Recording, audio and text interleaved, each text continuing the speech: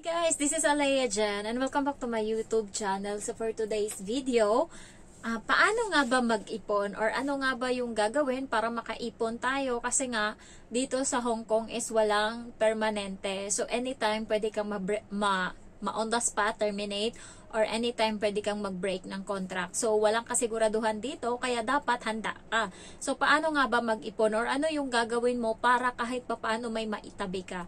So unang-una guys, i-share ko lang dati 9 months din ako. 9 months akong walang utang. So 9 months ako na buo kong nakukuha yung sahod ko nung bagong ako dito, salta ako sa Hong Kong. Pero lahat yun is napupunta sa pagbibili ko ng mga materyales sa bahay, pagtutulong, pagkaganyan. So lahat yun halos walang natira kasi sometimes pag pumupunta ako ng mga store, lalo likod lang ako ng Dragon Center and dito is merong Baleno, Boseni, so may mga shop. So nung time na yun is hindi ko pa kilala yung ukay-ukay. Kailan ko lang yan nalaman nung mag 2 years na ako dito sa Hong Kong. So, and doon sa may B-Walk, sa may Nam Chong, lakad lang din mula dito, is nandoon yung Uniqlo and ibang mga shop din. So, ang ginagawa ko kapag day off ko dati, namimili ako para sa sarili ko. Puro mga brand new yung mga damit ko.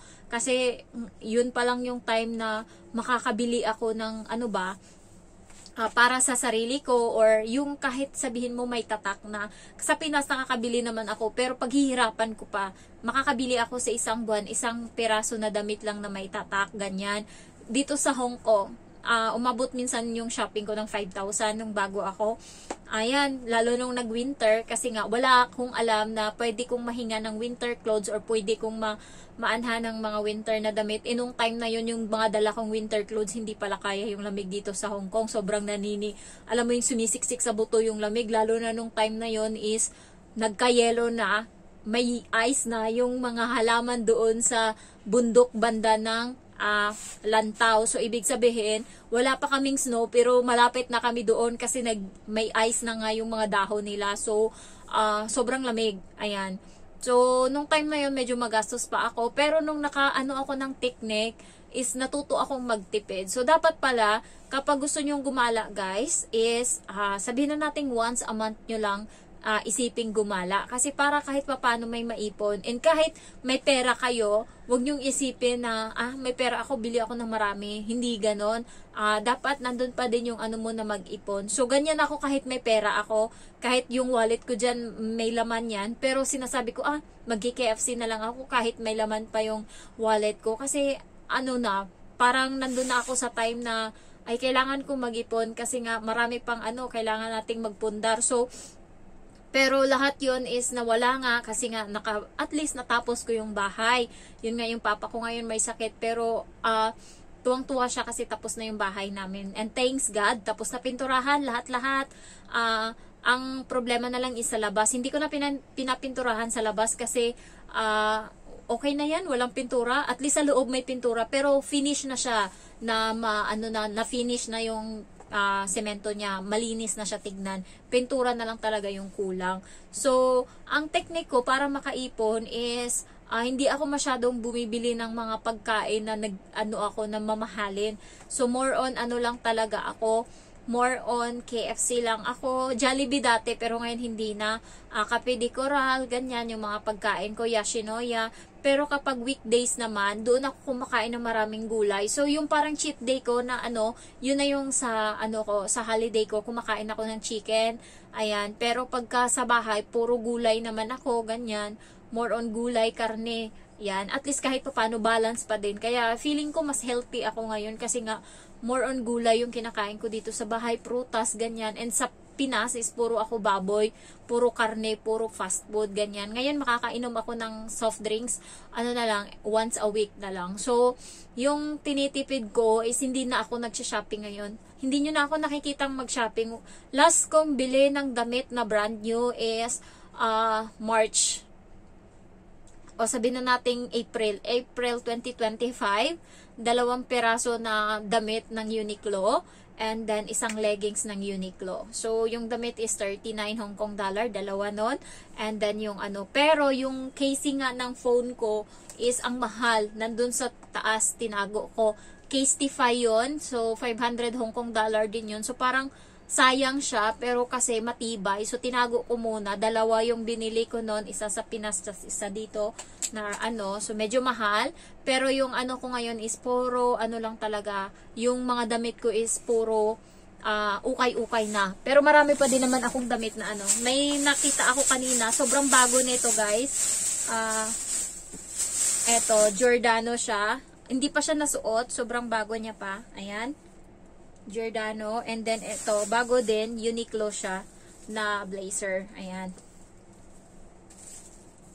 So, yan. Yan yung mga ginagawa ko.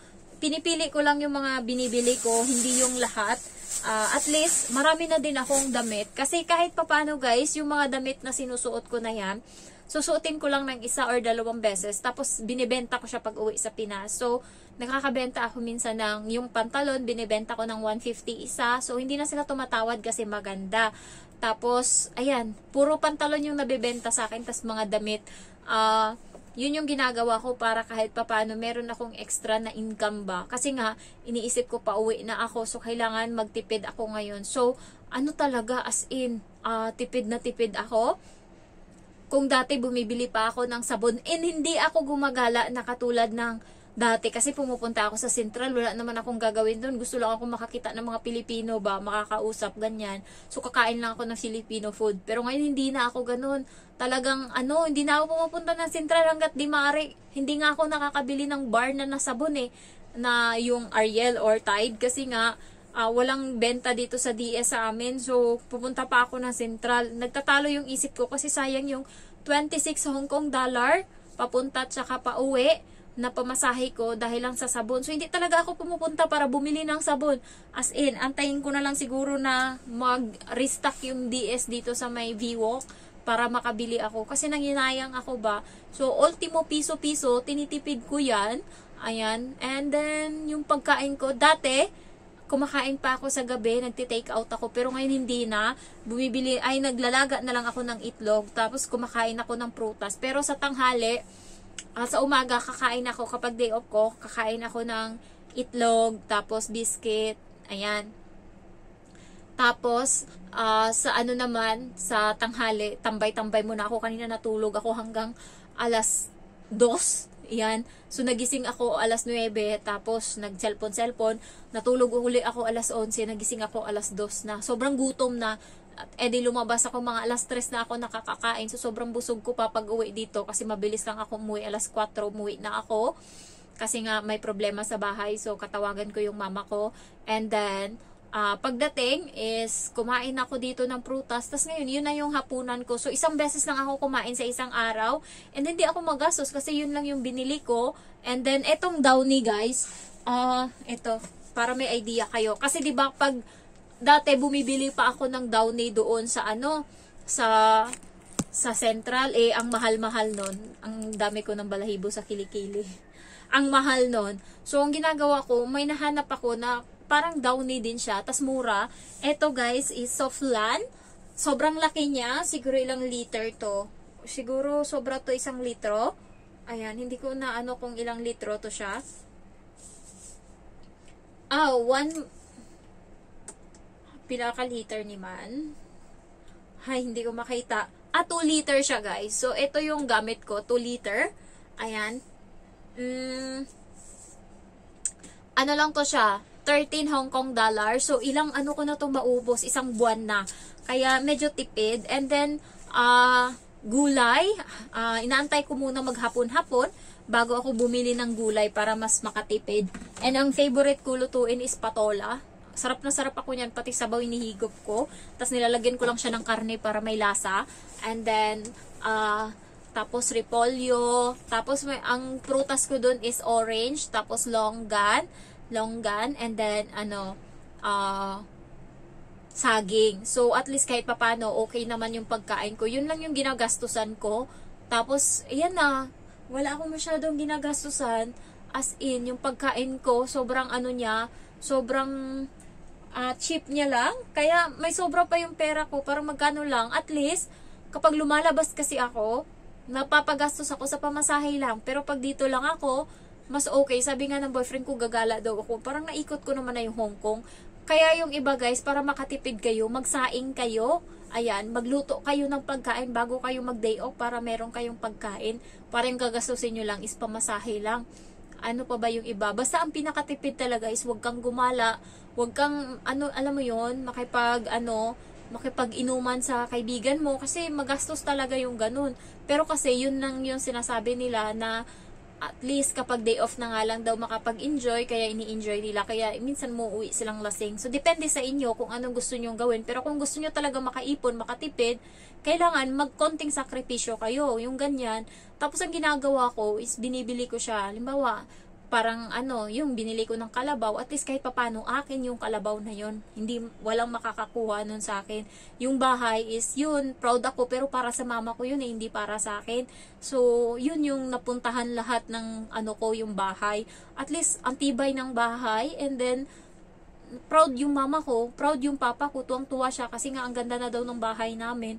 So, kahit papano ba, naranasan ng papa ko na yan, maranasan niya yung tumira sa bahay, and sabi niya sobrang peaceful daw kasi yun lang talaga yung gusto niya, na matapos yung bahay namin bago siya mamatay. So ngayon parang okay na daw siya kasi may bahay na daw kami. Yun yung kinakatuwa niya. So thankful ako na kahit papano may napuntahan ba yung pero guys, naranasan ko dati kumain ng sardinas, magtipid talaga para lang makapadala, para makabayad ng utang. Kasi kalain mo, 4,730 yung sahod ko dati, tapos yung bayaran ko sa bayaran ko sa bangko is 4,200. So 500 na lang talaga matitira. Grabe talaga, kawawa talaga ako noon.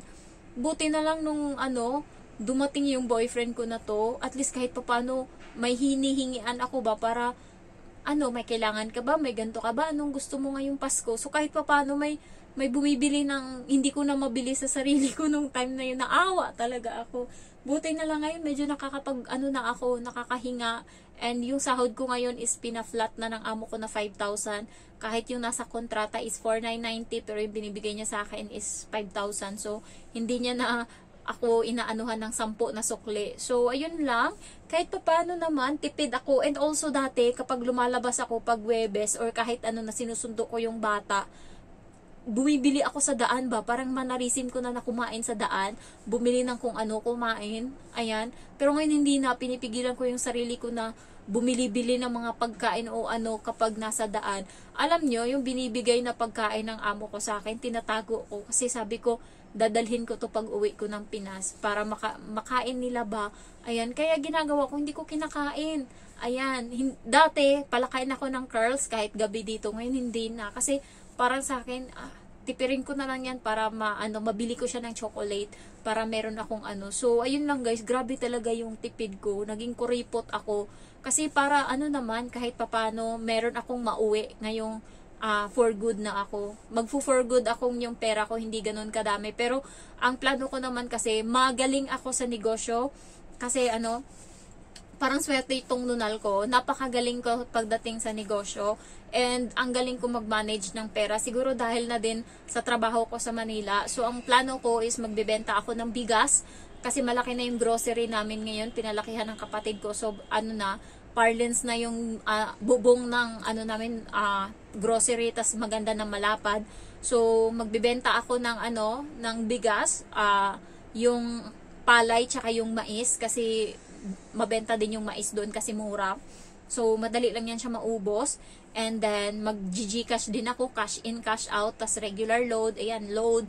And then, mag-iihaw-ihaw ako. Kasi, sa probinsya namin, hindi nila alam kung paano gumawa ng dugo na inihaw. So, walang nagbibenta doon ng dugo na Betamax yung tawag niyan sa Manila, sa Cebu, pero sa Manila, dugo lang yung tawag namin diyan.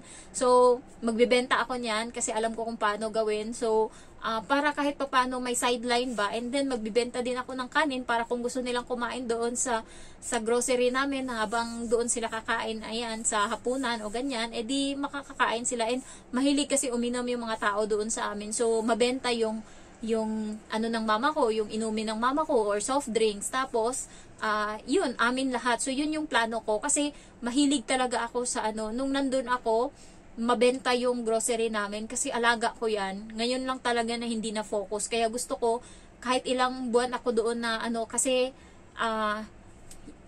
sa inyo ko lang sasabihin to, nag-start na yung process ng papel ko sa US. So, napasa na namin sa embassy nila yung papel namin, complete na. So, kung may jowa kayo dyan na AFAM or taga-America, yung K1 visa yung kinuha namin. So, ang nangyari doon is yung picture ko na passport size is nagpa-picture ako dito, tas sinend sa Gmail ko, tas yun pinasa ko sa kanya, pinrint niya doon, tas yung pirma ko, ayan, inano niya din, tapos inedit niya lahat, yung mga picture namin na magkasama kami, tas yung ticket niya, yung ticket namin pag-uwi, para proof na, ayun nga, nagsama kami, nagkita kami, ganyan, kasi kailangan may picture. So, lahat yun is na-process namin. Medyo mahirap lang siya, kasi ang daming hinihingi, address dito, address doon, yung pinagtrabahuan ko dati, ngayon. So, parang sobrang isang buwan namin na inasikaso yung mga papel, na inano, kasi nagtatrabaho din yung boyfriend ko, tas inasikaso niya. So thanks God, natapos na namin, na ano na namin, nahulog na namin sa ano nila, sa pinaka ano ng immigration nila doon. So nire-review na yon ngayon, kasi na-receive na, nire-review na nila yung application namin, sana ma-approve, nagpasa na kami. So abutin daw yun ng 9 months or 8 to 9 months yung approval nun, pero at least nasimula na namin. Kaya sabi ko, may chance pa ako na manatili doon sa sa pamilya ko sa Pinas, para kahit papaano mas stable ko yung negosyo ng ano ba, ng grocery. Gusto ko kasing maging malaki yon, na lahat ng mga ano doon na bibili. So ayun lang guys, na share ko lang. Thank you for watching and I love you all. Bye bye.